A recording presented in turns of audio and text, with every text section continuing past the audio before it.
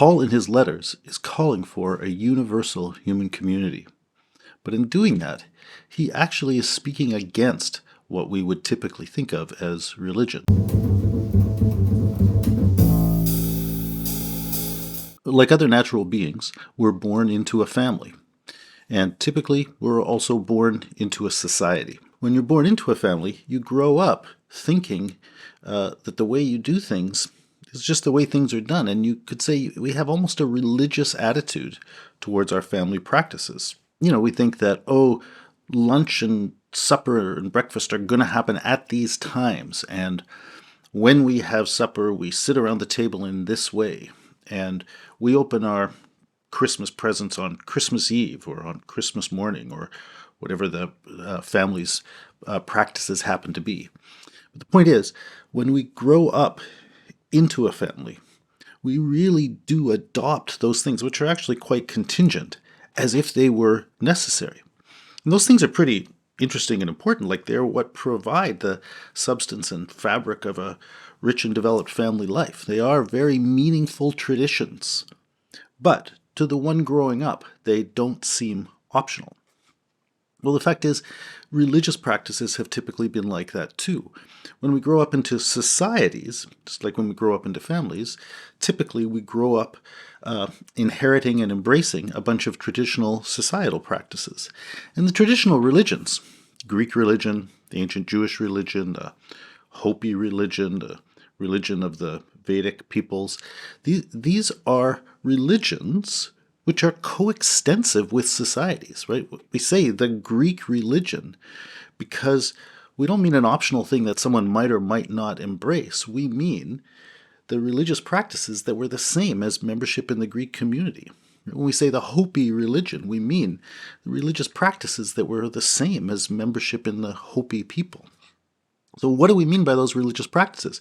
Well, something very similar to what we mean by those family practices. They're meaningful traditions which establish the bonds and the sense of belonging that people have, and also, typically, they testify to deeper values, to the importance of the structures that make our world work and the things that we have to respect and admire and aspire to.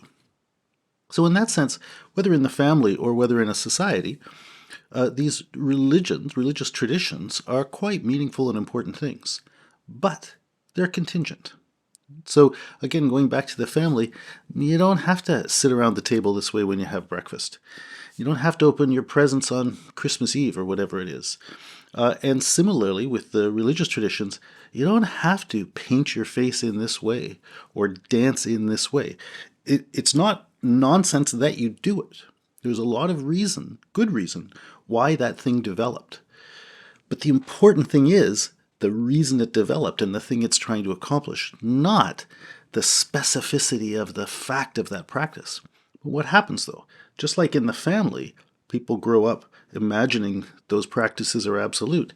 Similarly, in societies, people grow up imagining their religious practices are absolute. They don't think they're absolute because of what they serve. They think it's absolute that you have to do them in exactly this way. And that's what we have commonly come to mean by religion.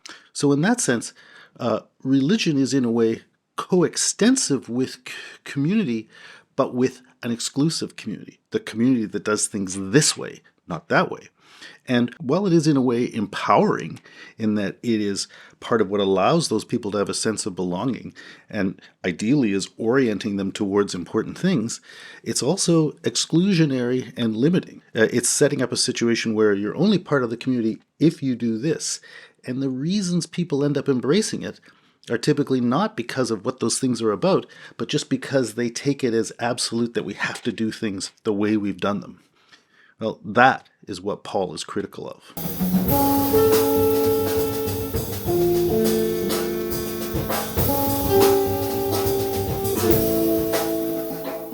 Paul's point in his letters is that what we really need to do is go beyond those limited, finite practices that we've become traditionally committed to, and in fact, embrace the thing that they're about. And his point is that we can all do that. Every person is capable of recognizing the good, the higher truth that those practices were really about. But that is a thing that each person has to do individually. You can't have a ritualized cultural practice that is individual people going beyond ritualized practices and recognizing a higher truth. So Paul's point is that every person individually really needs to recognize that truth for themselves. And to do that, they actually have to really renounce the way they have been living, where they have been committed to the values of that culture and family that they were born into, and they have to be born again. You have to be reborn as a person who has said no to that family, no to that religion, and instead has said, I singly take responsibility for recognizing that intimate, ultimate truth that I need to answer to. So Paul's point is that that's what's distinctive of all of us as people, that we have the capacity to do it, but we have that capacity as individuals.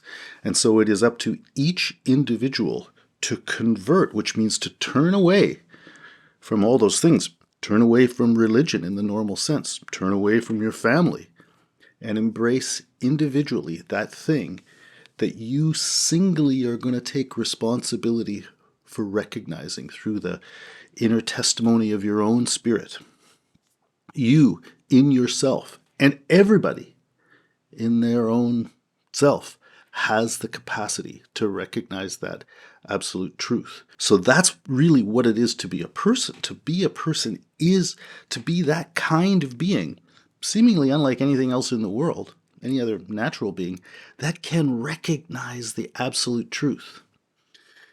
But that humanity, that state of recognizing the absolute truth, doesn't just happen to us naturally. It's something you have to do.